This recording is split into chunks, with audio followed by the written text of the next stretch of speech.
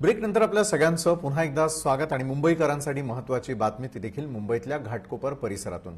मुंबईतील घाटकोपर परिसरामध्ये असलेल्या अमृतनगर परिसरातील एका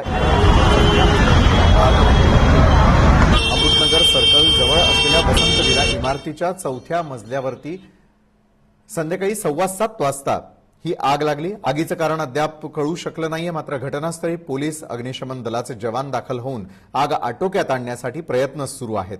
सदर इमारत ही 4 मजली असल्याचं देखील कळतंय। घटनास्थळी अग्निशमन दलाच्या एकूण 3 गाड्या दाखल झालेल्या आहेत। आगीवर नियंत्रण मिळवण्याचे शर्थीचे प्रयत्न सुरू आहेत।